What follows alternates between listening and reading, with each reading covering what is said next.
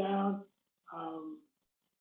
We're just here in a kind of a little bit of a warm-up mode. We'll get started in just a second. We've got my Microsoft time tells me it's 11:59. I was just saying that it's kind of ironic that yesterday was 159th year anniversary of how long they've been keeping weather here in Denver with those weather records. And it also was the 149th day that we've had temperatures above 100 degrees. So, I mean, that's minimal. That's one a year. And we've already had 2 this year. And today would be 3.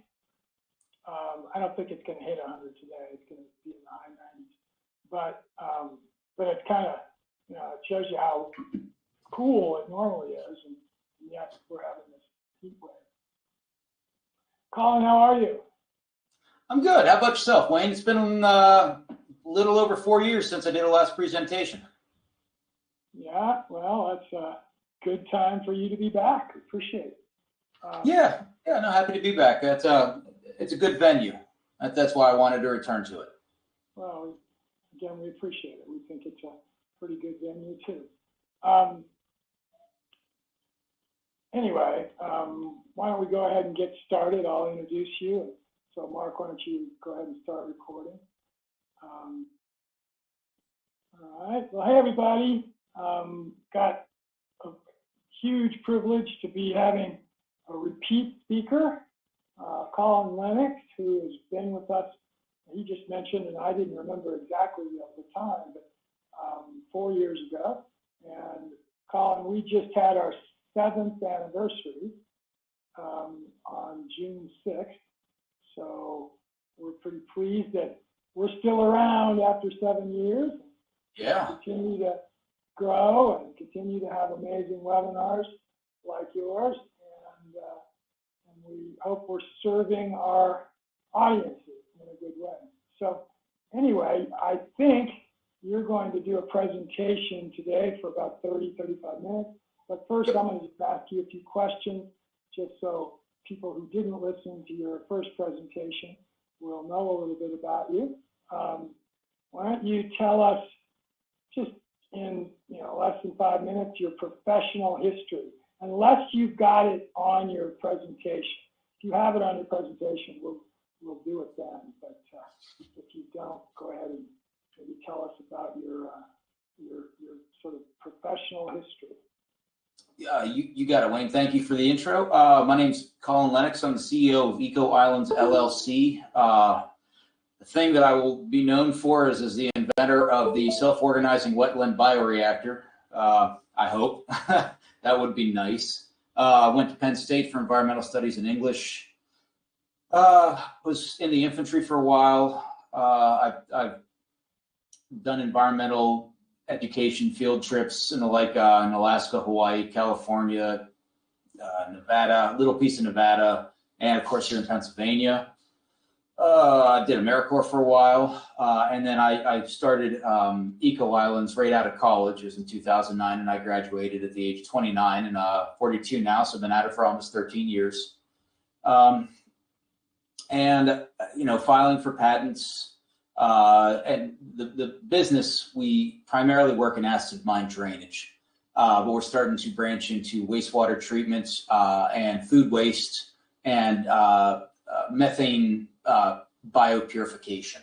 So those are the biggest markets that we've identified as being the most salient to our bioreactors. Cool. So let's go a little bit on the personal side. Tell us about sort of where you grew up, your current family situation, and then end it with, tell us about the person who's had the most influence on your life other than your immediate family. I don't know if I can answer that last one. Personal life. Maybe on your professional life. Just. Yeah. I'm going to pass on that last one. There's too many to tell, and it's, Yeah, personal life. I'm, born, raised, educated, and constantly returning to Altoona, Pennsylvania. This is home. This is the family farm, so to speak. And yeah, that's good enough for personal life. Not much to tell. Bachelor. Cool. I'm married to my business.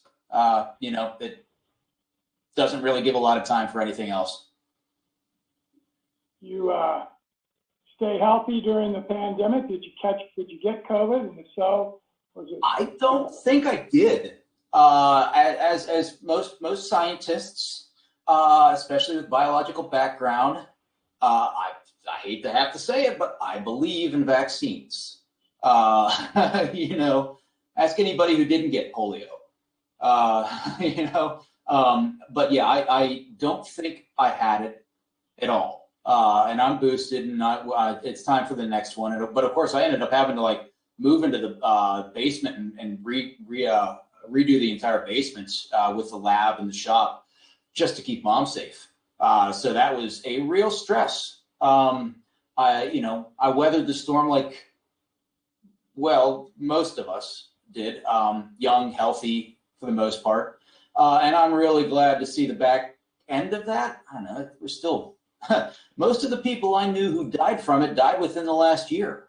And that's the thing. It wasn't in 2019 or 2020, 21, or 2020, 21. It was within the last year, and I could name at least 6 or 7 personally, people that I grew up with, and they were by and large unvaccinated. Only one of them passed who was vaccinated. All the rest of them were just, well, whatever their reasons are, they're not here anymore. So we'll just kind of leave it at that. But yeah, otherwise, seems like I made it through, although my sister and my brother-in-law just had it. So COVID isn't gone, especially in areas that don't mask very well, and that's central Pennsylvania. But yeah, things are looking up. How about yourself, Wayne? You and yours able to make it through? I mean, obviously you're here, but did you catch it? I actually have had it 3 times. Darn. And also, I have an autoimmune disease called, it's kind of a weird, PMR is the abbreviation for it, which means my immune system is depressed normally. Okay. So it was recommended by my physician, and unfortunately I have a bunch of them, that a hematologist and a cardiologist and you name it, a bunch of others, rheumatologists, that I not be vaccinated. Okay. Because of the way the mRNA works, is it essentially compromises your immune system to kill the virus, and then it regenerates. But I just couldn't risk that. So anyway, I haven't had any real symptoms from it, but I was tested positive 3 different times. October 1st,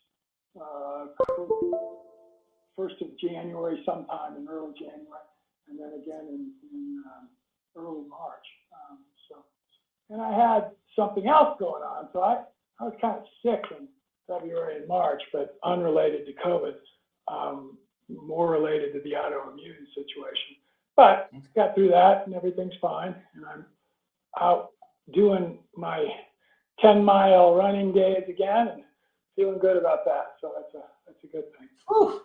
A lot more than I can do. Yeah, most of what I'm doing is equivalent of strength training. Trying to just building these boxes is it's tough on the body. They're just big and heavy to move around, and I'm the only one to do it. So, yeah, what you gonna do? That's a good transition. Why don't we go ahead and move into your presentation? And you've already got the slides up there. Mark and Arib can help us with any questions that occur, so you don't have to worry about looking for those. And when you're done, I'm sure we'll have a bunch of questions, and I hope the audience does too. And then we'll kind of do a little bit more digging into your business and your bioreactor situation after you've done the presentation. So take it away. I'm going to turn my webcam off so it's not distracting. Like that. Okay, so self-organizing wetland bioreactors. This was done for my Mars Society presentation in LA in 2019. I keep going back to it just because I like this presentation. It's fun and it makes you think bigger than just here. And when I say here, I mean Earth. That there's a whole lot of space out there, but bump, and it is valuable that we look beyond just this planet. Although if we don't get it right here, we're never going to get it right up there. So it's still, you got to keep your focus. Don't miss the forest for the trees. But this presentation then was done to talk about what wetlands are, what bioreactors are, and why my mining experience in mining bioreactors is prescient to what's called ISRU, or in situ resource utilization, essentially just getting raw material and turning it into something useful. And that the bioreactors are one of the primary catalyzing agents to make it efficient pretty much anywhere, but it requires terrestrial microbiology, and as well as an understanding of what self-organization means in regards to what's called Gibbs free energy, and that's something we'll get into here a little bit later on, but that's kind of like the big picture of this presentation. So primarily we're going to be talking about regolith and mining, but it also keep in mind that this has to do with your atmosphere, nutrients, and waste cycling.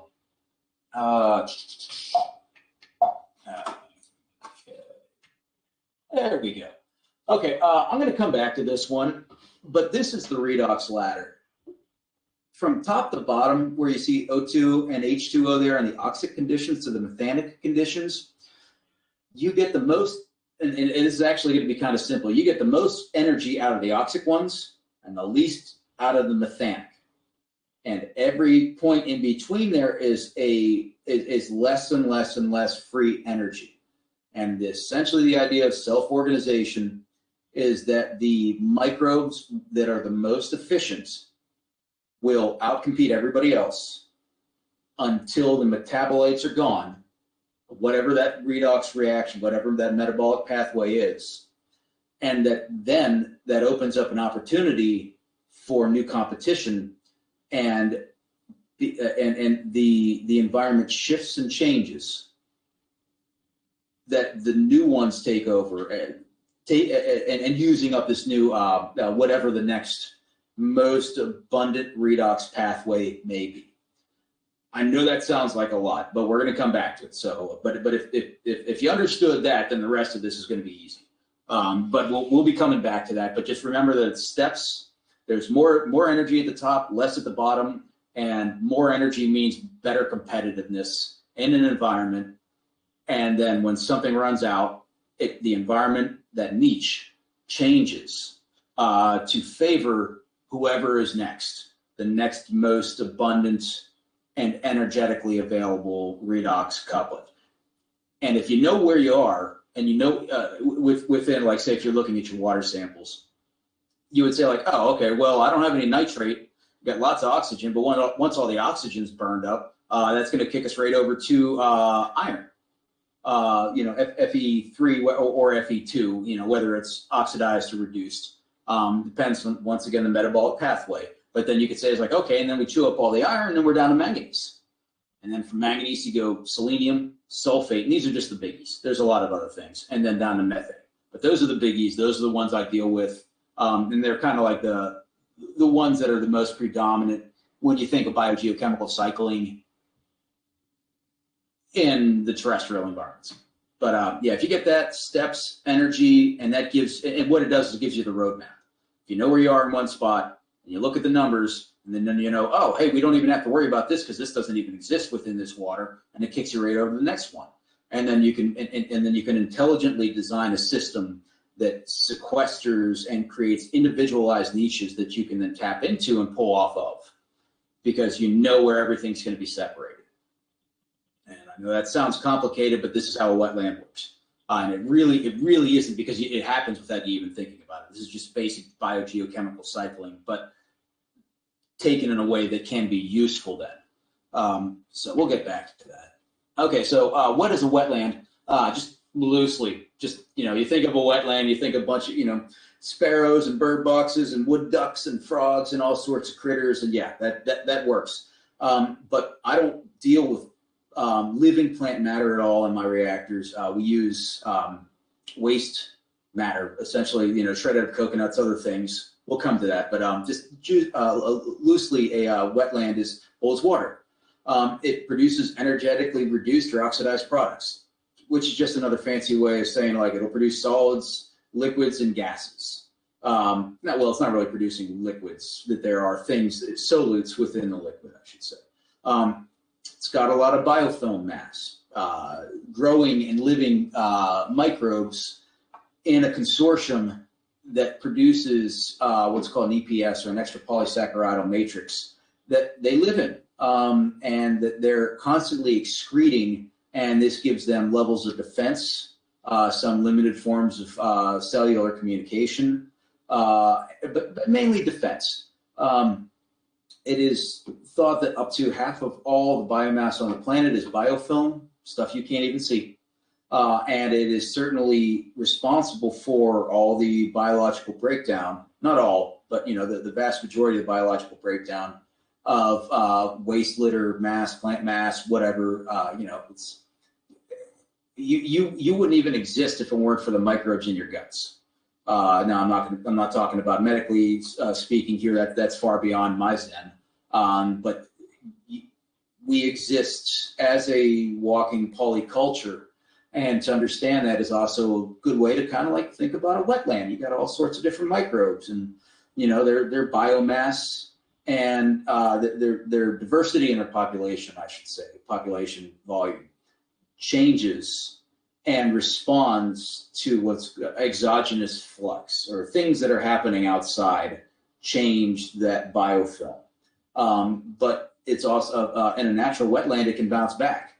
There's a high level of adaptability that allows a wetland to, after a flood, bounce back, or if it gets really dry, to bounce back when it gets wet again. Organic matter is surface area and nutrient energy sources, as mentioned.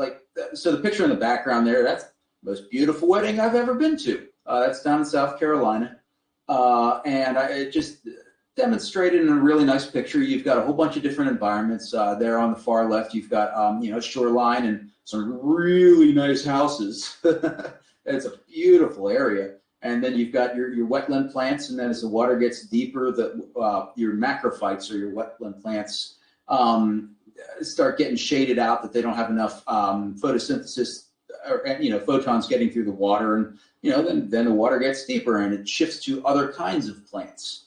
So you have this self-selection based off of once again just energy sources. That's by and large that's what your self-selection is running off of. And then self-organization, EPA and DEP calls this natural attenuation. I like self-organizing better personally, but to each their own. It's self-selection leads to self-organization of unique wetland habitats. So to self-select means that microbes would individually be selecting, but in the aggregate, and after you think about the overall size and mass and the ins and the outs of a wetland, that is self-organization. So that self-selection leads to self-organization. What is biofilm? I kind of already talked about this. Mix of microbes and their secreted colloids. Mayonnaise is a colloid, just to kind of give you an idea. They're generally stable in mass, population diversity and density, unless influenced by some kind of outside source. And once again, the biofilm is protected by, or the microbes are protected by the biofilm that they're excreting. And their main components are natural cycling. Yeah, we talked about that. What is a bioreactor? So a bioreactor does predictable and reproducible work. And I'm using work like in the classic energy over time equals some work number, whether that be pounds lifted or gallons moved or miles driven, whatever, work of some kind. And in this case, that work, the way I represent our numbers is in grams removed or sequestered or converted by the wetland bioreactor per cubic meter of volume a day. Those are the numbers that we use. Sometimes it'll drift up into a kilogram per cubic meter a day. My best numbers for manganese oxides were 360 grams a cubic meter a day, and for low pH iron oxidation was 800 grams per cubic meter a day. And that's based off of water going in, water coming out, and you remove 12 milligrams at say 50 gallons a minute of iron. Say that works out to about 800 grams per cubic meter a day. So it's reproducible, and it's very specific. One of my pet peeves in constructed wetlands is that the metrics are square meters or meters squared, but it doesn't say anything about how deep that particular embodiment may be. It's not consistent. You're not getting enough of the full knowledge of what is going on within that system. And I consider that kind of lazy engineering. It really isn't giving you exactly what you need. But when you go cubic meters, and it's easy for me to say, I build boxes that are 2.4, 1, 3, or 4 cubic meters. It's easy for us to say because we have something that's very easily quantifiable because we can construct it in the shop as exactly that. But so it's just an easier way for us to show what our numbers are and then stack them against other best management practices towards the same purpose and intention.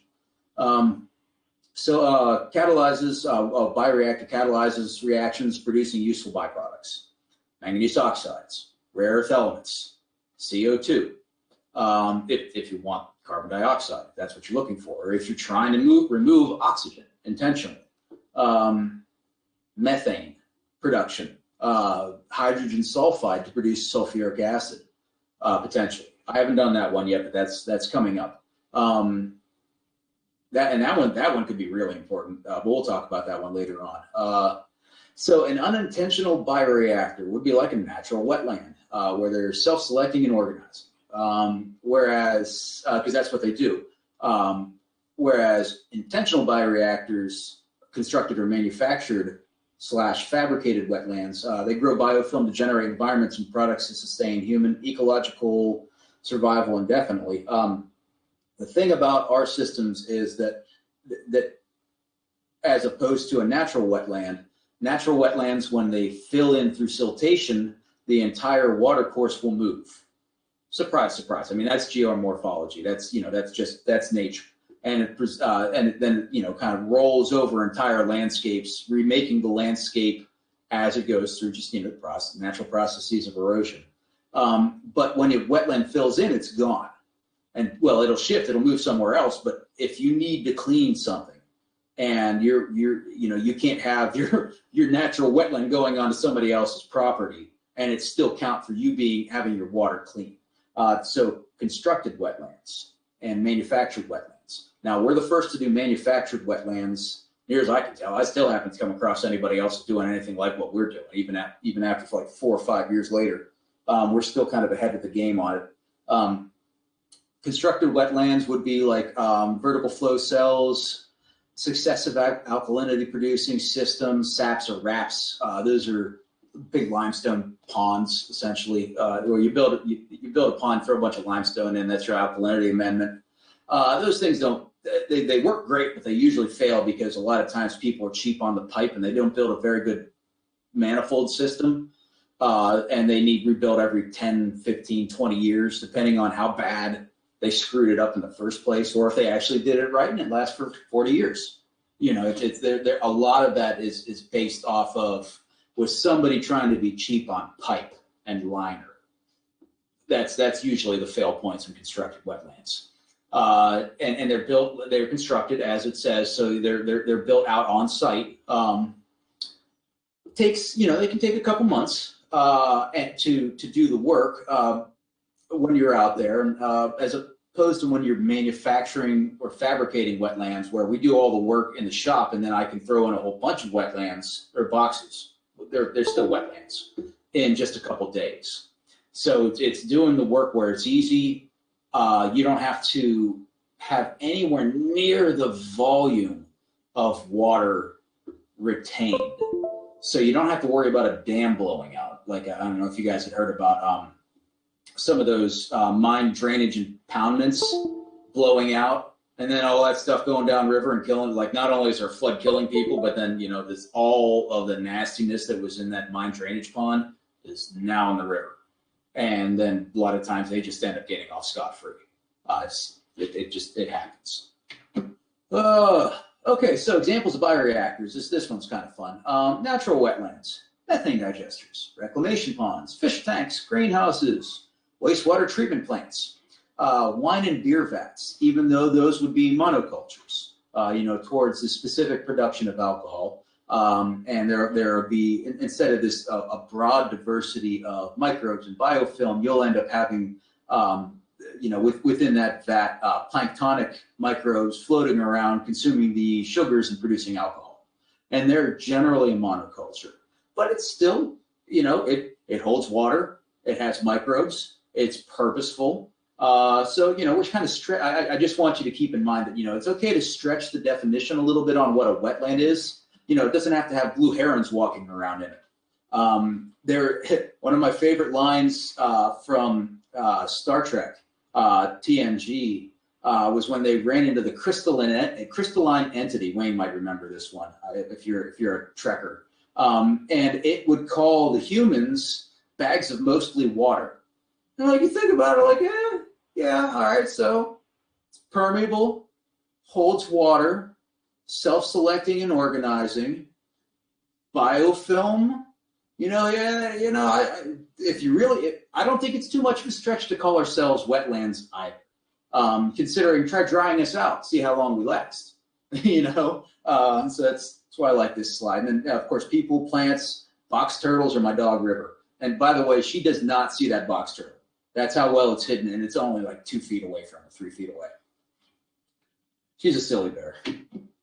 Okay, so going into mine drainage, indicators and adaptations, either automatic or manual, that you can do to increase the productivity of your bioreactors is, and these are some of the things that you measure. So, like, if I go onto a mine site, you know, you're going to be doing using an ORP probe. They're cheap, like $20, and they're just telling you what your oxidative reductive potential is, which tells you. It gives you an idea of the amount of, instead of using, say, like dissolved oxygen, you can monitor for ORP. And you kind of know, like, if you've got an aerobic system, that if you build it right, you're going to have plenty of oxygen anyway, so there's no point in really using your ORP probe. But this would be more for if you're getting down intentionally for sulfate reduction to, say, produce increased loading of alkalinity or methane systems. Of course, you know, other things, when I go on site, I measure flow. You know, you bucket and stopwatch. Pretty simple.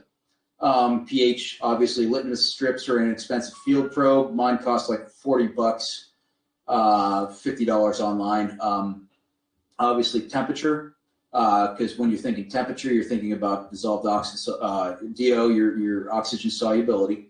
And also as a proxy for your, you know, kind of an estimation on how quickly your system is going to work, because of the metabolic advantage. If it's really cold, you've got more O2, but it also, you know, you've got limitations in just the abiotic or the chemical movement and rate of reactions are slowed under colder temperatures. So there's kind of this balancing act. But you don't have to worry about the balancing act as much when it's biological, because you think about, well, now you actually have more DO. And if you have microbes that are adapted to the cold, they're just moving along like gangbusters. It doesn't matter if it's 33 degrees. And case in point, some of the most productive environments on the planet are, you know, you think about what the deadliest catch out there in Alaska's Gulf. incredibly rich fields and environments of nutrient exchange through good mixing and the availability of oxygen. Even though it's cold, it's incredibly healthy and productive systems. So it is, you don't necessarily want to think about, temp as a bad thing. And on the flip side of that, when sometimes you say if you're using a methane digester or you encourage a methane producing environment, you want, around 90 Fahrenheit for the mesophilic microbes that are working, that are the methanogens, where oxygen has to be eliminated because that's all the way at the top of the redox ladder. And you basically want all the other what's called terminal electron acceptors, and we'll talk about that a little later on. You want everything else gone. And then the microbes can start using CO2 as your terminal electron acceptor, start producing methane from it. But CO2 reduction is a very inefficient system. It does not net much Gibbs-free energy. And another way to look at Gibbs-free energy is ATP, or acetyl triphosphate production. Like in aerobic conditions, or us, we use aerobic conditions. It's an oxidative system, and you get 32 ATP out of using oxygen for our terminal electron acceptor, our exhaust system, essentially. And our carbon source and our energy source are coming from our food. It's a highly efficient system. It's what allows us to be these big multicellular organisms, walking and talking and thinking and just breathing right along. It's the only one of the metabolic pathways that provides enough efficiency to allow for multicellular organisms. Everything else is monocellular, just little critters, because anything else just doesn't provide enough bang for your buck. It's kind of like thinking about the differences between gasoline and diesel. That by volume, diesel has 30% more energy by volume than gasoline does, which is one of the reasons why it's more expensive. But if it's only $1 difference, you're really more efficient to go off of diesel, just depending on what you're trying to do. Let's see. So one of the other ones to look at is EC, or electroconductivity. It can also be measured in salinity, or total dissolved solids, TDS. But after talking to some of the other professors, I'm not a PhD, I'm sorry, but talking to some of the professors that I work with, EC is considered the way to go. So I just stick with EC, although, because they're kind of interchangeable, but they're not really interchangeable. They sort of tell you different things, but it's, just stick with EC. That's what you have to report. Metabolic pathways. Okay, it's as mentioned, electron acceptors, electron donors. So the donor for us is our food. That's also our carbon. It's our carbon source as well. But not always. For us, it is always that. But depending on the metabolic pathways, this once again will determine what's growing where and under what conditions. And it is predictable, and you can tell what is next by just looking at the data. And when I say looking at the data, so what we get from the mine sites is we're going to get pH, alkalinity, temperature, flow, sulfate, aluminum, iron, manganese, total suspended solids. Yeah, that's about it. Usually, selenium, sometimes they'll measure for selenium. Sometimes you're going to be looking at nickel and zinc, but around here, that's very rare. In Pennsylvania, the coal mining lands, that is. Selenium doesn't happen a whole lot around here, which is good, because selenium that one is tough, and it's also can be deadly. Selenium, you both need it as a micronutrient to survive. Certain what's the term I'm looking for? Certain of our metabolites, vitamins, you require selenium. So you can't really live without it, but it doesn't take much before it's really going to do you dirty. And selenium's a big issue down in West Virginia and the Southern Appalachia. And it is very difficult. It's one of those ones that has to be reduced. You can't.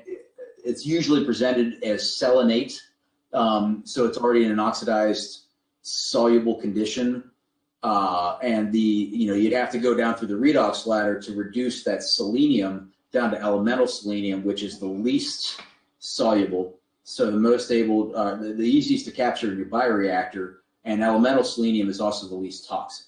So that's you want to drive it down in that direction. Wayne, I recall years ago that we had I brought that up, and that was a big condition for Midwest watering troughs where there's too much selenium in some of the water going to the animals. Selenium is an issue in a number of locations. It's natural, but it isn't typically in shallow groundwater. But yes, it can be an issue. Yeah, especially when you have to go deeper and deeper and deeper for groundwater, and then it's like just dropping the mine water table and allowing more fresh water to go spilling over water sources that had never really been tapped before, essentially. Let's see. The term electron donors, but it's if you think your electrons and your donors, between those two, it gives you an idea of where you are in your redox pathway and the direction to go towards cleaning the water and removing these impactors. Sources of TEDS T determines the metabolic pathways that can exist in a discrete wetland niche. Yeah, that's it. Wow, I don't want to go over this one too much, but the big idea is, so this is getting more into, this is ORP. So if you see the blue 450 electron volts, ORP is measured in electron volts to the negative 450, which is kind of considered the bioredox wall. Positive 450 would be oxidative environments. Negative 450 is methanic. So if you were to go all the way back to the beginning,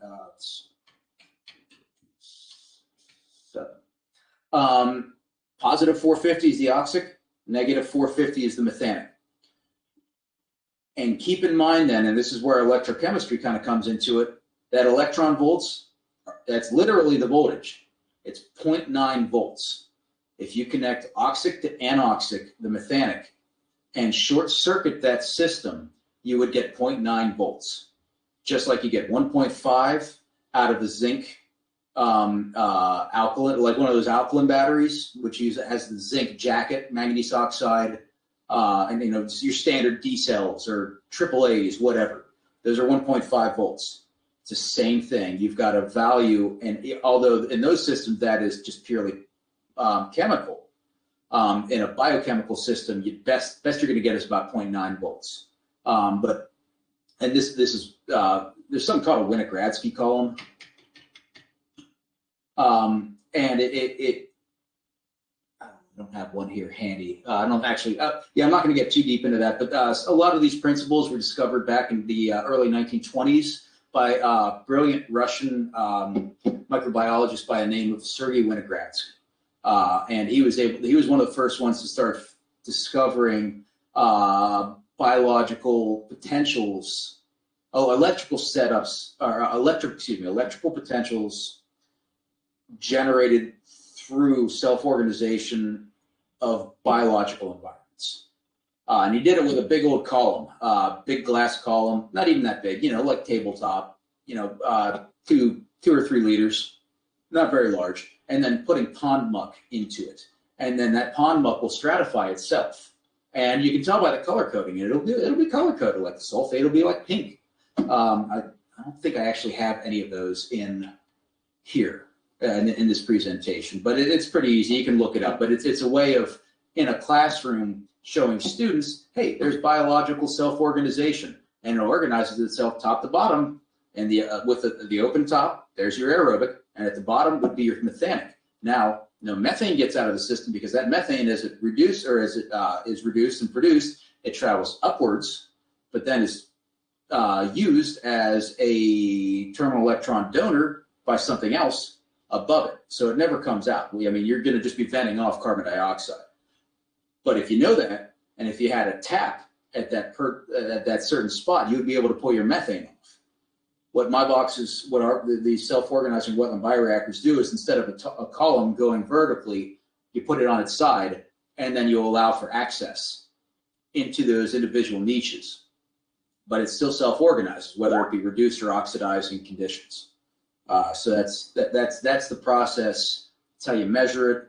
And after that, you just set the damn thing up and you just let the water start running. And you just clean it out. I mean, that's what a natural wetland does. As mentioned before, natural wetlands destroy themselves because they move and they fill in. So you need a way to be able to remove the material. But if you can effectively and efficiently remove the material, then you're into a spot. Now you've got a biological engine that is producing material for you, and all you have to do is let the water run through it and either remove oxygen entirely so that it kicks into the next lower level, the less energetically efficient redox couplet, and then it goes to the next one and goes into the next until you're down to basically the only thing that'll pass through a system like that would be the salts. You'll have removed the vast majority of your carbon in some form, and it's pretty straightforward after that. I'm definitely not trying to get into this one, but this is my opus right here. This would be an entire Martian system, or here terrestrially, a system that takes regolith, processes it biologically, but not 100%. This is about 90% of your work is going to be done by the microbes. You still need redundancy. You still need the other chemical, mechanical, electrical systems to back up what you have, but you now can get 90% of the work done biologically. And in some cases, there are discrete systems or biological niches that they're the only ones that can effectively do a thing. Like a methane digester just pumps out methane. You don't have to worry too much about it. And it does it for peanuts. It's literally just the microbes just doing their thing, going along, having their lifespans and doing their thing, as opposed to having to do it energetically through some form of electrolysis process. I mean, maybe not necessarily with methane, but there are methane rectifiers, steam rectification. I forget what the process is that the Germans used in World War II. The gasification of coal was one step. All of those requiring a lot of energy. Where if you're willing to be a little bit more patient, you can still have everything. You can still have your cake and eat it too, and just use 90% less energy. But I'm not trying to get into this. If anybody wants this poster here, you're welcome to it. I still stand by it, and you can see the electron voltage in the systems there. And I mean, if somebody really wants to go over it, you'd be surprised how many people in the Mars Society, even they don't necessarily get what I'm talking about here because they're engineers by and large. And this is an all of the above kind of approach, but based off of self-organization of wetland components and wetland bioreactors. And if anybody can punch any holes in that too, please, that's fine. Like I welcome that. I'm pretty sure that I'm good on what I have here, but I haven't come across anybody yet who knows really has the same level of experiences to be able to peer review it. So please, and that's what I'm asking for. It's like if somebody wants to peer review it, I'm happy to go over it with you. But this is my opus, and this is based off everything I've already told you beforehand, and which is also based off of the practical experiences with putting in mining reactors over the last 12 years. Okay, benefits of self-organizing wetland bioreactors as a component of SECELSS on Mars, and that's what was it? Environmental control and life support systems.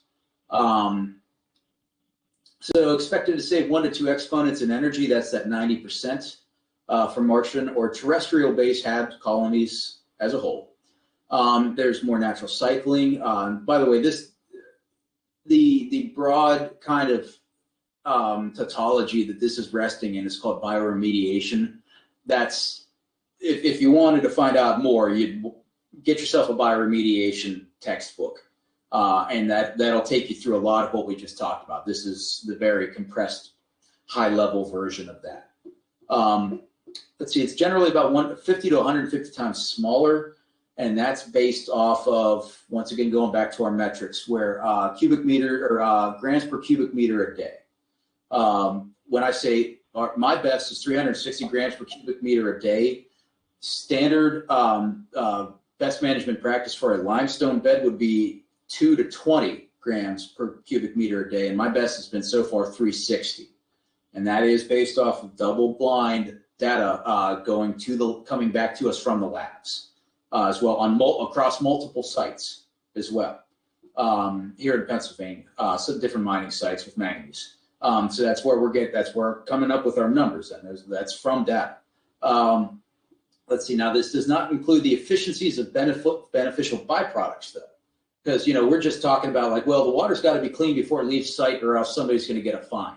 But if you're trying to do this intentionally and you're getting byproducts that you can sell, well, now you've got another whole way to quantify your efficiency in the form of return on investment. And now we're talking business models. Let's see. It's harder to calculate that, at least initially, because there's a lot more factors. But dollar bills, y'all, what's going into your bank account, will a system pay for itself by doing this as opposed to some other management practice like bigger and more limestone beds, or getting stuck with having to use caustic soda, which is now $2 a gallon. And just 2 years ago, it's like $1.25. That's 25%. Then you can't use 50 when it gets cold because it freezes at like 45 degrees Fahrenheit. So you have to dilute it down. So there's a whole thing. But being conservative, we expect to see about a 90% reduction in energy to perform related tasks or standard current methods in the aggregate, or about 1 exponent.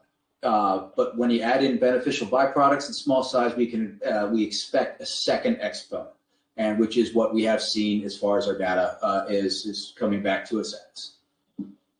Okay, here's a couple of the older boxes. Those are the white ones are built in 2017, shortly before my first presentation with Wayne and Mark and Arib. The black box there is a thermally welded box we had built in 2018. It was good.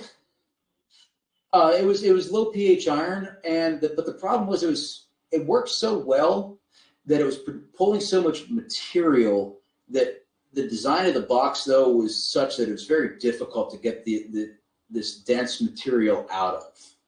So we ended up having to build canted bottoms on the new boxes and just really go through just basic structural changes on the bottom of the boxes. You can't just have a flat bottom. You have for you to be able to just stand there, open the valve, and let it flush itself. We needed a new design, and which is what we did. You just got to take your lumps. If something isn't working, you just got to own it. You got to move on, and just fix the problems. And so that's what we've been doing. All the 16 newest reactors, of which I've got the last 4 here over on the other side of the shop.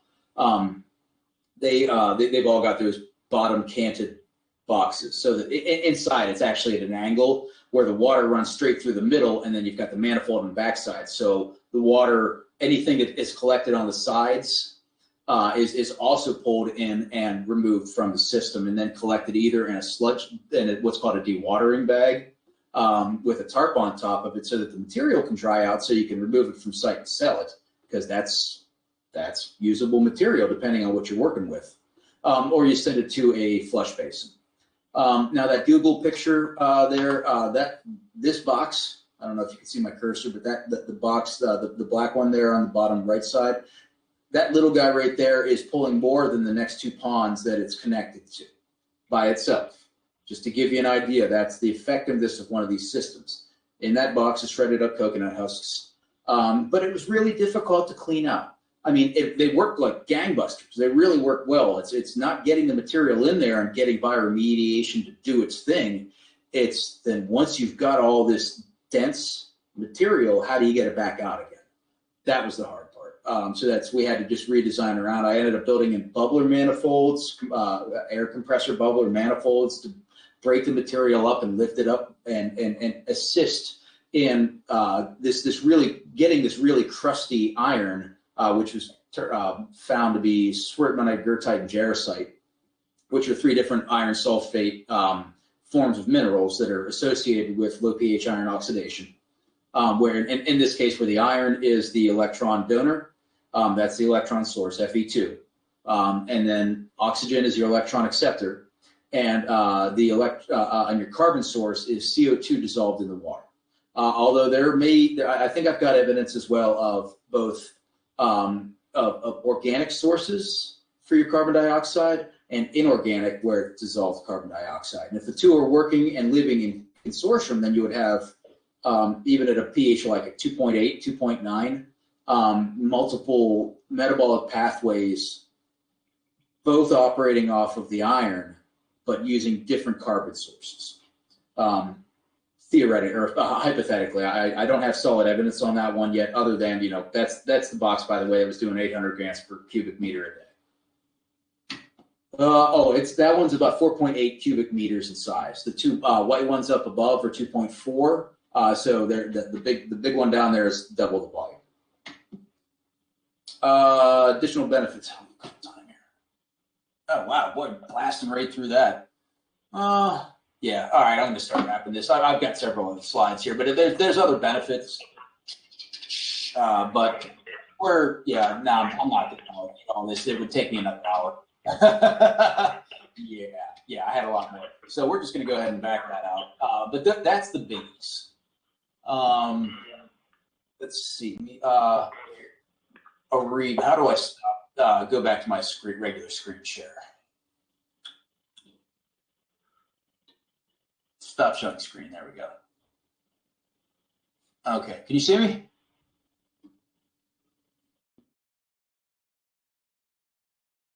No, I think you wanted to know if you saw him. He was pulling his screen off. We do see you, Colin. Yeah, let's see. It looks like it's just showing a picture of me and the economic action team, which is fine. That's good. Got any questions for me? Please shoot. I have a bunch, but let's go back to your last slide that you rushed, that you felt you realized that time was a little short, so you rushed through a little bit. What do you see as the best, if time and money were not a constraint, what would you see as the best near future application of your bioreactor systems? Food waste processing and methane purification. Yeah, it's decentralizing grids. And because right now the world is ran by engineers who just love concrete and don't know jack about biology. I've been beating my head against this wall for years now. It's one of the reasons why it's very difficult to get this conceptualization out there, because it sucks being first, is what it comes down to. But yeah, I mean, for near term, what's going to do, like I've run back of the napkin. If we build 3.5 billion reactors that cost $3.5 trillion, and keeping in mind that global gross domestic product is 120 trillion, and we're talking about 2.5% of 1 year's GDP for 3.5 billion reactors. That's one for every 2 people on the planet. I think we could make a significant and rapid reduction in both CO2 concentrations and just the basic efficiency in all sorts of different industries, because it all comes back to water and engineering's inability to cheaply deal with these problems because they're not thinking about wetlands in a framework that is accepting of the principles of self-organization. It's just not what they're taught. I'm not saying that they're not capable of understanding, although I have come across some now, even chemists. I just can't get the concept through to them. They just don't get it. If you hear a little bit of frustration in my voice, it's legit. It is frustrating. I mean, I'm just going to keep on keeping on. Like, I don't have a choice. Like, I just have to continue to try to educate, outreach, and and hold these presentations and have people ask me questions. Because I haven't had anybody throw me a stumper in a long time, but usually people just shrug and like, I don't know what he was talking about. And that's the part where it's tough, man. It's one of those things. But going back to your question, the ones that would most readily and rapidly, both from a business perspective and what would be good for the planet and people in general. And I'm not just talking Americans, because we're rich. We don't know. We have no idea how good we have it. I'm talking about the rest of the world that is developing, still developing. I don't like to call them undeveloped. It sounds like just an imperialistic thing to say, but those who need the most help, they can't afford concrete and engineering, huge these big systems. But if you can decentralize something that is using endemic microbes, that is capable of self-selection and organization, you can have a rapid, and especially since it's easy to get these things, I could put a bunch of material into a Connex box or a shipping container with some welders and some solar panels and put them anywhere on the planet and have enough energy now that we have our new construction techniques, now that we do all thermal extrusion welding, and all of our boxes are made out of recycled high-density polyethylene. That's what we use. It's good all the way down to a 2 pH. There's pretty much no environment that the stuff won't handle. It's lightweight, it's easy to move around, and I can teach somebody how to weld in a couple days, and they don't even have to know how to read. That is powerful. I just can't get it out there. It's just, I'm just going to keep at it. It's, these are just my frustrations, but the principles and the way that we've designed the business and the units, especially with the new techniques and technologies, is that we can potentially, hopefully, rapidly get the technology out to people who really, really, really, really need it. That's so, once again, going back to your question, methane, wastewater, food waste. Mining impacts are that's more of a localized thing. I mean, even though they're all over the place, it's more of a localized thing, and isn't something that everybody has to deal with. But poop in the water. A lot of people got to deal with that, and that's a lot more important long term. That's half the world's population is still having to deal with that. We're rich. We could afford the concrete. We could afford clarifiers and the engineering costs associated to build a $100 million addition to your wastewater treatment plant. They just put in a $37 million methane digester here in Altoona here. I'm gonna get a tour on that one, and all they're using the methane for is to boil off the water. And I'm like, that's the most inefficient damn thing that you could do, because it takes so much energy to boil water. And I mean, just little things that kind of just bug me when there's more potential and it's not being efficiently used. But that's just me and my angst. But there's mostly, I'm just trying to say that there are new ways and potentials that we could be doing the same things we're doing better. So yeah, that's what else you got for me, Wayne? This is coming from Francis, our biochemist and ecologist.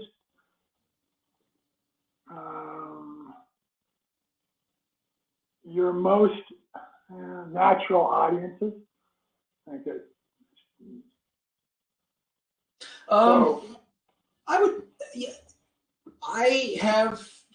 I don't think I've talked to any biochemists, and that's it's not for lack of outreach. I mean, I'm sure I've ran into a couple of them through. Stelly. Yeah, one of my best friends, Stelly's a biochemist. He from the Mars Society, but generally it's reclamation people, farmers, and those who are in the reclamation field. So standard ecologists, they are usually looking holistically. From my experience, I'm not speaking for their professions, but I don't generally run across a whole lot of them because in the mining community, once again, it's engineers. From wastewater treatment, it's engineers. Food waste degradation, it's wastewater engineers. So they're not listening to the ecologists or the biochemists any more than they're listening to me. But those are the fields that I work in. So I generally, I mean, some microbiologists, yes. I mean, I'll come across microbiologists, but not very often. So once again, the engineers aren't listening to them either, by and large. There's always certain circumstances, but I'm just saying from my professional experience over 12 years now and working with different organizations, they got a blind spot. And it's huge. It's billions of dollars huge. And that's just on one site that I can't really talk about some of the NDAs that I've got, but I've come across sites and systems where they'd be bidding out $1.5 billion. We're like, yeah, we can do that for about 100 million.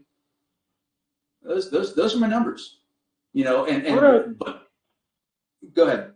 What are the materials costs for a system, let's say, that would be built in a third world country for your system? Not labor, materials. About. The newest boxes that I'm building right now, it was including labor about $2,500 per unit. That includes inflation and also things being difficult to get materials. And no, I didn't charge anywhere near enough for those units. They should have been around 65 to 100 to 7 grand, and they cost about 2,500. So I mean, I'm not, and that's me building it. I know you're saying not including labor, but you have to include the labor to think about what your overall costs are. But and that's me paying myself anywhere from around 50. I should be charging myself 50 to 100, $100 an hour for my labor. I think after this last job, I made a couple bucks an hour or something like that. But those costs could be reduced if you don't have to ship it, if you can find a source of HDPE in country, whether it's recycled or otherwise. Obviously, your labor costs can come way down too. So there's a lot of wiggle room. That's building them as that's if Henry Ford is still building the Model Ts by hand in his shop. So there's a lot of potential for exponential expansion, and can we do some of it with robots? Yes. I mean, do I want to do that? Yeah. People vote.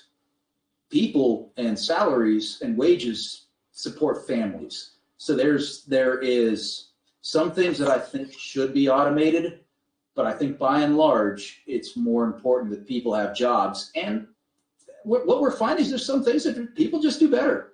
I mean, some things you just can't automate yourself out of, which is good. I mean, certainly not the installation. I mean, you've got the fabrication, and then you've got the installation, then you've got the maintenance of the system. So there's multiple points along that pathway of installation or of the lifespan of the system where people can have jobs, long-term, good-paying jobs, because those systems aren't going to stop polluting anytime soon. I mean, some of them do. It happens. It's known to happen, but some of them get worse. So we've designed the boxes. The way I build them now, there is zero planned obsolescence in these systems. The ones I'm pumping out right now will last at least 50 years. And you want to look at that 50-plus year lifespan as what is your overall costs for the system, for how long you think it's going to be running. Concrete doesn't last that long. So you're already building systems that are light, that you can deliver, you can move by hand, which I do. I mean, they're not that heavy. I mean, they're going to give you some guns, but they're not that heavy. So as far as getting them out there into populations, I think it's really the only option for most of the world's population, because they can't afford the heavy duty infrastructure and the concrete, which is, our systems are made out of carbon.